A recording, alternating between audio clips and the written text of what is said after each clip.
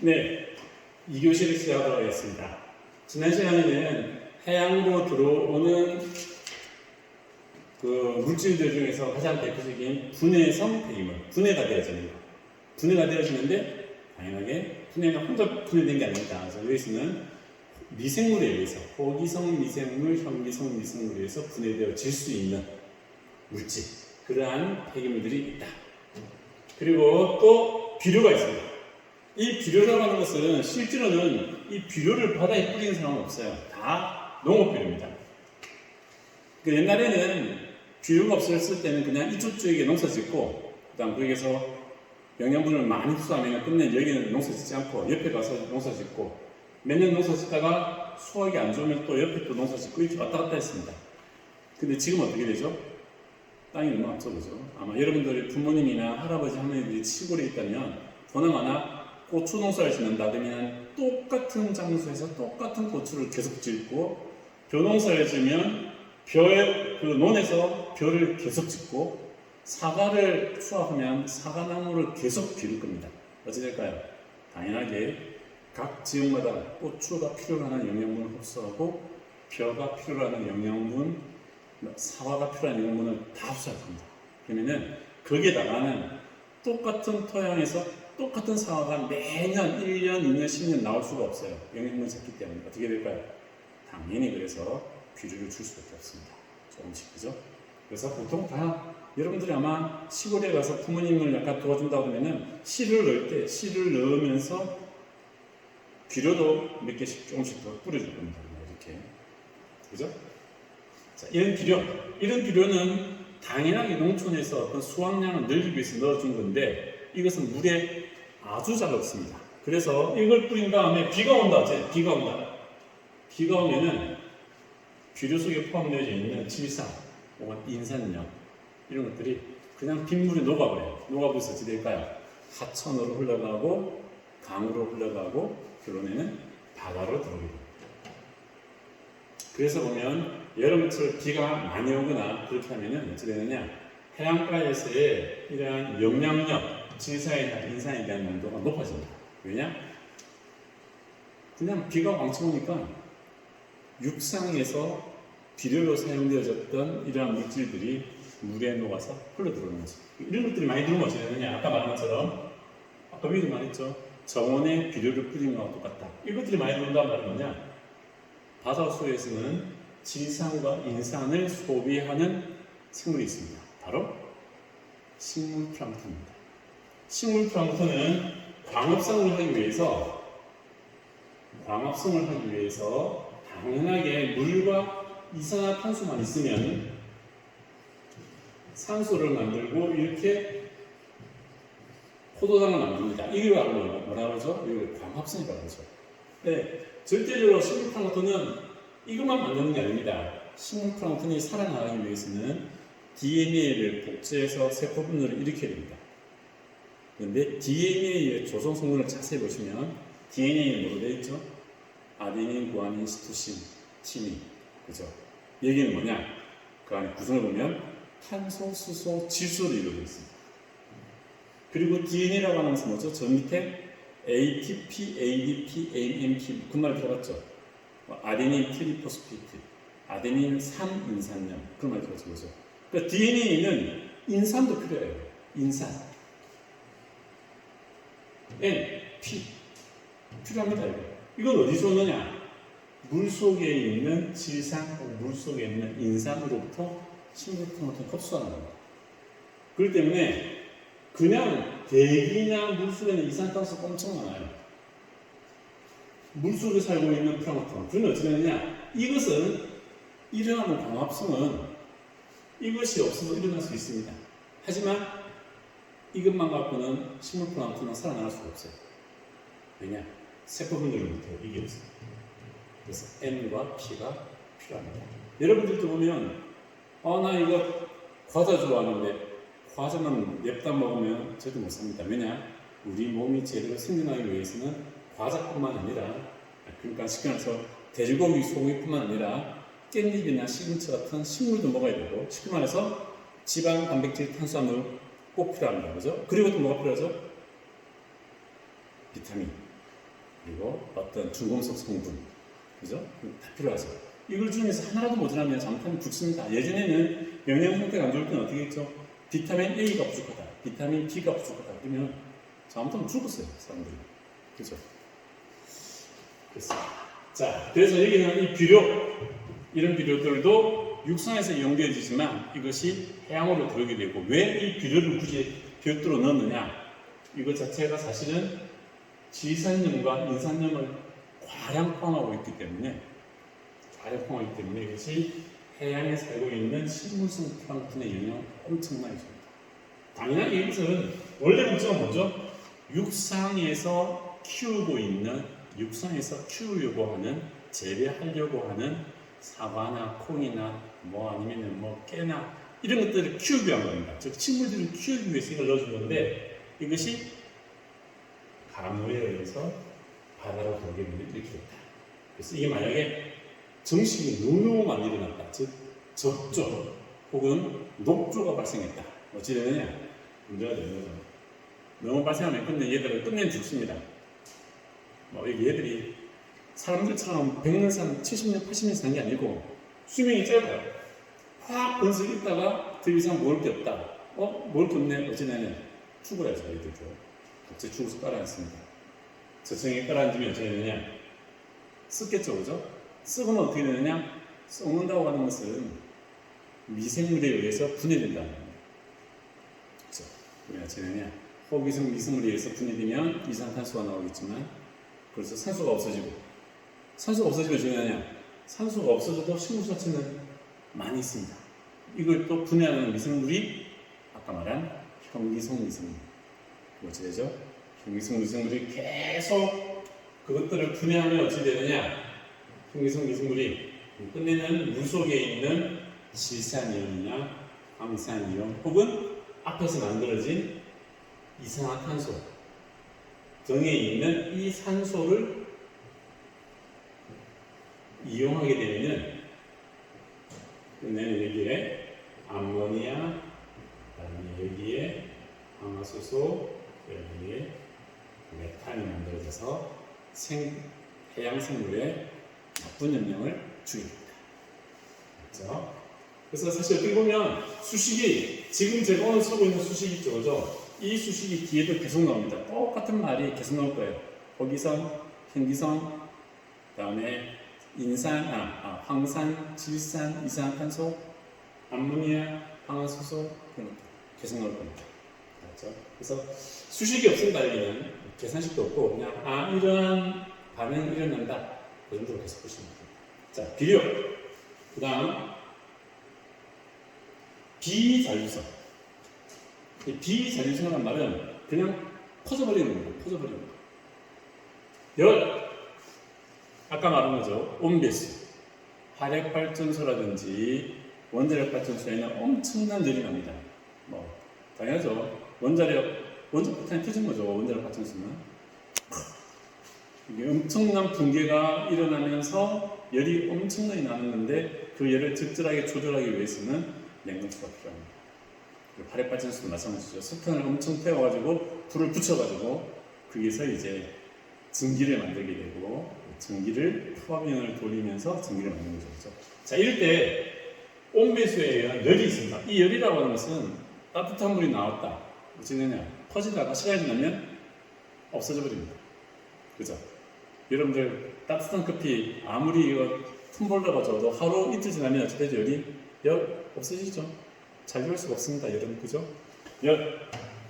그래서 이런 것들도, 이것은 열이 갑자기 뜨거운 물이 나오면 그 지역에 생물들이 살 수 없기 때문에 당연하게 이것은 오염 문제입니다. 해양 환경에 큰 영향을 줄 수 있습니다. 하지만 비자율성이다. 시간이 지나면 없어진다. 그 다음에 산과 알칼리. 해수욕 같은 경우에는 물 속에 뭐가 있느냐? 당연히 물이니까. 물은 뭐죠? 물은 이렇게 되어 있습니다. 그리고 물 속에 또 뭐가 있느냐? 황산도 있고, 질산도 있고, 그 다음에 탄산수소, 이런 엄청나게 많은 부분이 있어요. 그렇기 때문에 여기에 산이 들어가거나 여기에 알칼리가 들어간다 하더라도 다 완충이 될 수가 있습니다. 쉽게. 그렇기 때문에 완충능이 워낙 크기 때문에 어떤 지역에 산을 붓는다든가 알칼리를 부으면 그 지역에는 그 지역, 투여된 지역에는 영향을 줄 수도 있지만 조금만 지나면은 완충이 되기 때문에 영향이 다 없어져버려요. 비자율합니다. 그중 하나도 시원한 걸도 그렇습니다. 이것도 금속 저열 산업에서 많이 나오긴 하는데 확산되고 조금만 지나면 영향이 없더라. 그래서 이것을 비자율성이라고 합니다. 비자율성. 남지 않는 거. 그냥 휙 없어져버립니다. 근데 아까는 뭐죠? 분해 상폐율이라는 것은 미생물에 의해서 있었는데 쪼개어져가지고 없어진 거예요. 근데 이것은 뭐죠? 그냥 확산되면서 시간이 지나가면서 싹 없어져버린 겁니다. 자, 밑에는 뭘까요? 그럼 자율성은 시간이 지나도 분해되지 않고 소실되지도 않고 남아있는 거. 앞에 잘 분해되는 거. 분해성 폐기물. 열이라든지 산 알칼리 같은 경우는 시간만 지나면 없어져 버립니다. 뭐죠? 분해되는 게 아니고 이것은 비자율성 폐기물. 그런데 분해되지 않고 없어지지도 않는 그것은 자율성 폐기물입니다. 대표적인 게 중금속입니다. 수원, 구리, 납 없어질 수가 없어요. 이것은 그죠? 이런 원소가 없어지려면 그 원소를 갖다가 원자를 깨트려야 됩니다. 원자를 깨트릴 수가 없어요. 그죠? 일반적으로 그죠? 이거 할로게나 탄화수소. 할로게나 탄화수소란 말은 아까 했던 거 C6H12O6 포도당이죠, 그죠? 대표적인 포도당. 이것은 탄소와 수소와 산소로 이루어져 있습니다. 그죠? 그런데 할로게나 탄화수소란 말은 뭐냐? 탄소와 수소가 있는데 여기에 할로겐족, 염소라든지 브롬이라든지 불소라든지 할로겐족 원소가 있죠, 그죠? 할로겐족 원소가 포함되어져 있는 화학물질입니다. 이를 보시면 살충제들 안에 PCB, 폴리크로리네이티드 이 말은 뭐냐? CL입니다. 클로라인, 염소가 폴리란 말은 많다란 말입니다. 염소가 많이 있는 바이페닐. 페닐이라는 것은 이렇게 방향적으로 뛰는데 이게 두 개 있단 말입니다. 바이사이클 들어갔죠. 바이사이클. 원이 두 개. 이것은 페닐이 두 개. 이렇게 되어 있는데 여기에 일반적으로는 그냥 수소가 여기에 전부 다 결합되어 있을 텐데 이렇게 되면 어떻게 하냐? 수소 대신에 여기저기에 염소가 들어갈 수가 있습니다. 들어갈 수 있는 게 총 몇 개냐? 10개. 그래서 염소가 1개 들어갈 수도 있고 2개 들어갈 수도 있고 3개 들어갈 수도 있고 심지어는 10개까지 들어갈 수도 있습니다. 그렇게 되면 뭐냐? 이게 바로 PCB라고 하는 산업 물질입니다. 독성이 아주 많기 때문에 지금은 사용이 중지됐어요. 이것은 사람이 만들어낸 화합물입니다. 살충제. 이 살충제도 보시면 DDT라는 것도 있습니다. 이 DDT가 화면이 여기 나오죠, DDT. 이것도 보면 이렇게 벤젠링이 있습니다. 벤젠링이 있는데 염소가 많이 붙어 있죠, 그죠? 이 살충제. 이러다 보니까 이게 독성이 강해서 모기라든지 이런 것들을 곤충들을 잘 죽일 수가 있습니다.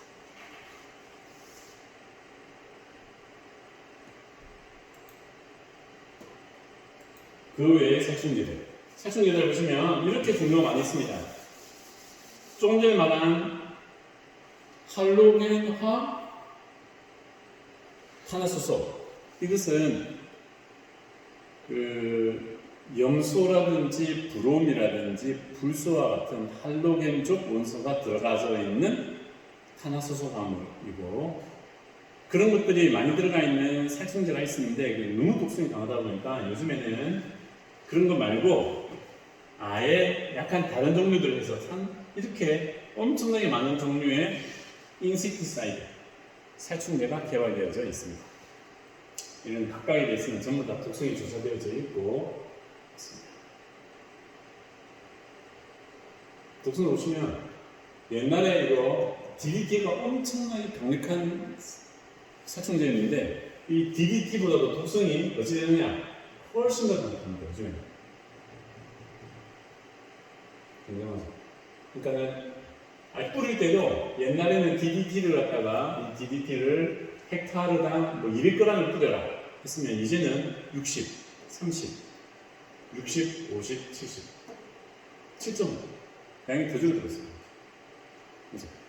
독성이 그만큼 강하게 잘 만들어져 있습니다. 요즘에는.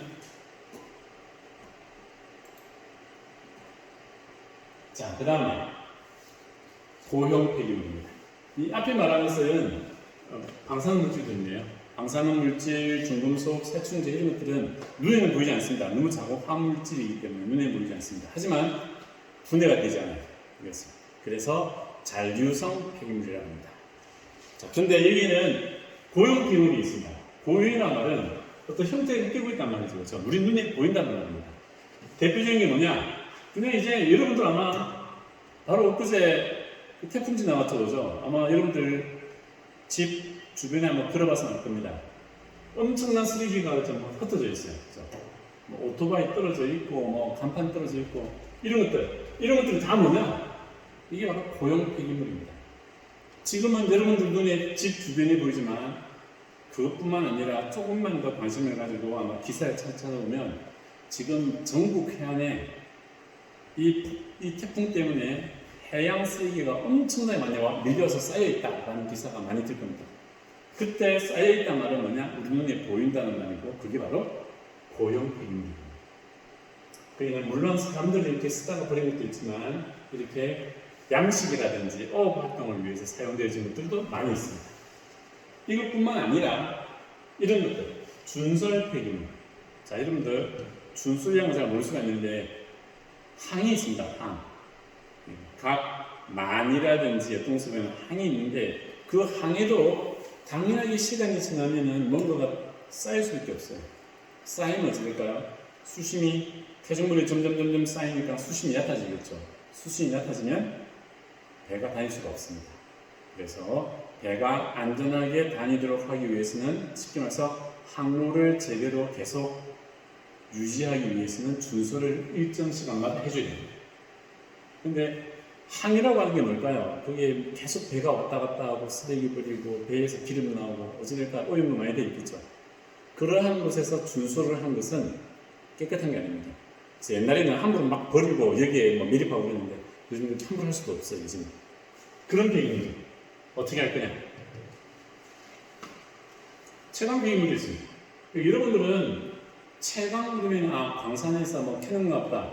그래서 그냥 뭐 태백이나 강원도에 가면은 광산에 깊게 들어가서 석탄 캐고 뭐 그런 것만 생각하는데 실제로 보면 석탄은 캐면은 전부 다 석탄이기 때문에 우리가 다 쓰겠지만 연탄으로 만든다든지 금광이다 아니면 다이아몬드 광산이다 그러면 1톤을 캐면 그 안에 금이 얼마 있을 것 같습니까? 1톤을 캐면 그 안에 금은 1g인가 2g밖에 없습니다. 나머지는 뭘까요? 1톤, 즉 1000kg을 캐서 꺼내 와가지고 금 1g을 빼면 나머지 뭐냐? 999.999kg은 뭐냐? 채광 폐기물이 됩니다. 그거 들고 온 거 갖다 부를 수도 없어요. 왜냐? 계속 파면서 금을 캐 나가기 때문에 파왔다고 해서 필요 없네, 다시 집어넣지가 안 됩니다. 어딘가에 보관을 해야 되겠죠. 그죠? 그것도 심각한 문제가 됩니다.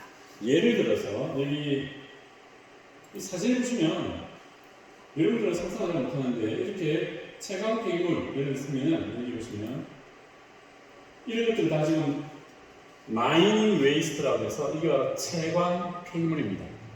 광산 개발을 하면서 나온 것들을 지금 덤핑하고 있습니다. 덤핑. 이런 게 의외로 엄청나게 많습니다. 지금 여러분들 화면이 잘 보일까요? 이거? 여기 지금 이렇게 쌓아놓은 거 보입니까? 이렇게? 끝이 없습니다. 쌓아놓은 거. 트럭이 와서 쌓아놓고 휙 가고, 트럭이 와서 쌓아놓고 휙 가고. 이렇게. 여기 보면 트럭들이 우르르 와가지고 버린 게 보이죠? 이렇게.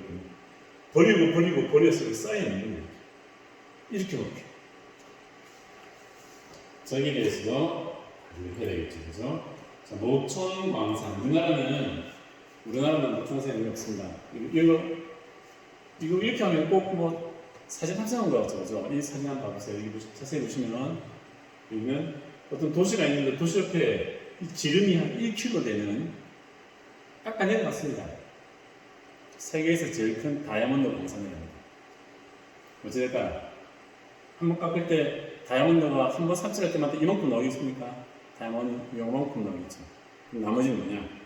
폐기물입니다.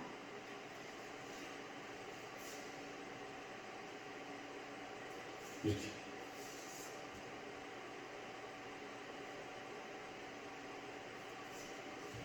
이렇게 파여가지고 이렇게 빙글빙글 돌면서 차가 내려갑니다. 내려가서 다시 싣고 올라와서 추출하는 거죠. 엄청난 아닙니다. 그리고 이렇게 발전소, 석탄을 띄우면 어떻게 되죠? 재가 남겠죠? 그죠? 그 다음 도자기, 전토, 폐기물. 도자기 일대 들어오면은 엄청난 양의 분말이 나오게 됩니다. 분진. 이것들을 가지고 이것들도 고형 폐기물이다. 물론 이것의 재활용을 위해서 시멘트 서커스나 하기도 하지만 그 양은 일부이고 이것도 엄청나게 많이 사용되고 있습니다. 그리고 여러분들이 알고 있는 거 이런 것들 모래치치. 여기는 자갈치치, 모래치치인데 공사장에는 자갈이 꼭 필요합니다. 그죠? 아마 여러분들 도로 새로 주입당한 거 사오면 처음에는 자갈을 밑에 깔고 그 위에 굵은 모래 깔고 그 위에 탈을 깔고 막 그런 게 있습니다. 자갈이 필요해요. 자갈 채취 과정에서도 보면 자갈은 빼오고 나머지 점토들은 밑에 버리게 됩니다. 그럼 그것도 영향이 됩니다. 그죠? 자갈은 던져왔는데 나는 진흙은 필요 없어. 이것들은 다시 해양에서 휙 버려버리겠죠? 여기 쌓일 겁니다. 그게 쌓일 때 이것이 원래는 평평한 아무것도 안 떼있는 상태에서 갑자기 자갈을 빼가고 뿌연 진흙이 갑자기 딱 쌓이면 그게 생물이 가지고 있었다. 어찌될까 영향을 받겠죠. 모래도 마찬가지입니다. 모래도 보면 항상 문제가 많이 나옵니다. 모래 채취도 보면 이런 사진을 보시면 모래 채취는 간단합니다. 이렇게 모래 채취선에 가서 밑에다가 펌프를 집어넣어가지고 저 바닥 밑바닥에 있는 저 밑에 있는 모래를 펌핑을 합니다. 펌핑하면 이렇게 물과 함께 모래가 나옵니다. 뭐지? 그러니까 모래는 깔아놓고 그 위에 있는 물은 원류수라고 해서 밖으로 흘러나올 겁니다. 그런데 모래는 입자가 그러니까 깔아놓지만 모래보다 입자가 작은 진흙 같은 경우에는 바닷물과 함께 다시 옆으로 들어갑니다. 무슨 말이냐? 이 주변은 흙탕물이 쫙 퍼지면서 흙탕물이 깔아앉게 되겠죠. 그러면 그게 바로 해양생 특유에 영향을 줄 수 있다. 그래서 어민들이 이런 자기 구역에서의 해사 채취를 많이 반대하고 있습니다. 그 영향이 얼마나 크냐에 대한 연구도 지금 진행되고 있습니다. 그 다음에 해양과학 기술원에서는 해저광물 채취라는 겁니다. 해저광물이라고 하는 것은 이거 지금 사진에 보이는가요? 이렇게 바다 밑에는 그냥 이렇게 망간 돌멩이, 망간 방개라고 합니다. 그 돌멩이 막 빨려있어요. 자갈 같은 거. 근데 이것은 일반적인 자갈이 아니고 망간이라고 하는 아주 귀한 원소가 엄청나게 높은 농도로 농축되어 있습니다. 그래서 이것을 휙 건져오면은 육상에서 망간을 추출한 것보다 가격이 훨씬 더 싸게 추출할 수가 있습니다. 그걸 이용하자는 거죠. 그렇게 되면 어떻게 되느냐? 이것도 마찬가지입니다. 이것은 깊이 한 2000m 이상 아주 심해만 존재하게 되는데 그는 아주 조용합니다. 환경이 조용한데 이걸 확 건져면 어떻게 될까요? 당연하게 또 재분류가 일어나게 되고 흙탕물이 생기고 그러면 그 지역에 살고 있는 해양생태계에 영향을 줄 겁니다. 그래서 이걸 갖다가 채취할 때 해양 환경에 최소한의 영향만 줄 수 있도록 한 방법이 뭐냐? 또 만약에 영향이 일어난다면 얼마나 큰 영향이 일어날까에 대한 연구도 해양과학 기술원에서 하고 있습니다. 자, 이까지. 그래서 지금 다시 말하면은 분해성 폐기물 분해되어지는 거, 비료, 그 다음에 비자율성, 열이라든지 산알칼리와 같이 그냥 없어져 버리는 거, 비자율성. 그 다음에 중금속, 살충제, 방사선, 방염수처럼 분해되어지지 않는 것. 자주성 폐기물. 그리고 지금 이게 말한 것처럼 고형 폐기물. 고형 폐기물은 눈에 보이는 겁니다. 해양 쓰레기처럼 해양 쓰레기나 준설 폐기물이나 여러 가지 종류가 있었죠. 그렇죠? 이렇게 다양한 폐기물들이 해양으로 지금 유입되고 있습니다. 자, 그 다음으로 유기물질의 특성을 한번 보겠습니다. 이 특성은 밑에 보시면 먼저 아까 말한 거 발전 방류수 전기를 만드는데 그때 나오는 방류수 쉽게 말해서 이것은 온배수입니다. 아까 좀 전에 말한 온배수 배출되어져서 나오는 물인데 열이 좀 있다. 그래서 이것은 뭐냐? 열수다. 열이란 말은 뭐냐? 아까 말한 것처럼 이것은 비자율성 폐기물입니다. 비자율성. 영향을 일으킬 수 있죠, 당연하게. 그리고 또 이렇게 이런 바닷물을 끓여 들어가지고 어떤 기관을 냉각시키고 그 다음에 온배수가 되어 나갑니다. 그럼 어찌될까요? 물이 흘러가는 통로가 있겠죠. 물이 흘러가는 통로가 있는데 그 통로에는 보나마나 해양 생물이 있으면 해양 생물이 와서 부착할 겁니다. 아마 여러분들이 통로에 조금만 지내다 보면 이렇게 다니다 보면 바다 위에 뭔가가 띄워져 있는데 거기 보면 항상 바다에 띄워져 있는 것 바로 그 수면 밑에는 뭐가 있느냐? 뭔가가 따다다닥 붙어 있어요.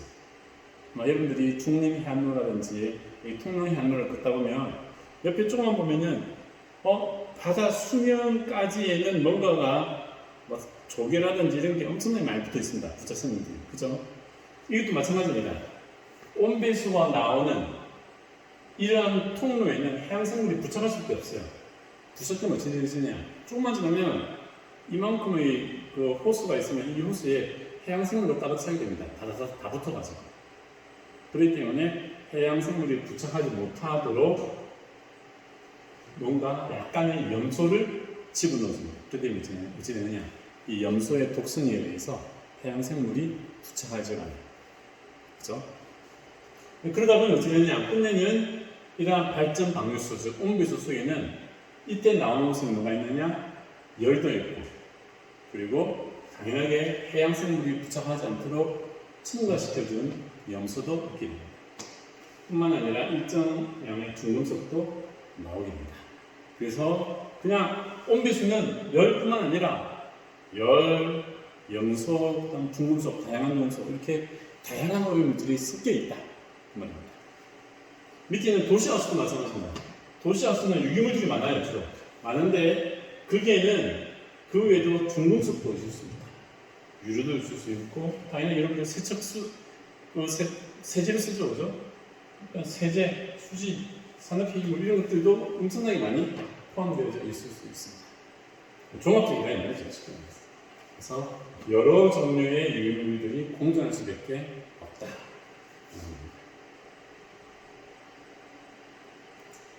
자, 그러면 해양으로 들어오는 유기물들의 어떤 근원에 대해서 알아보도록 하겠습니다.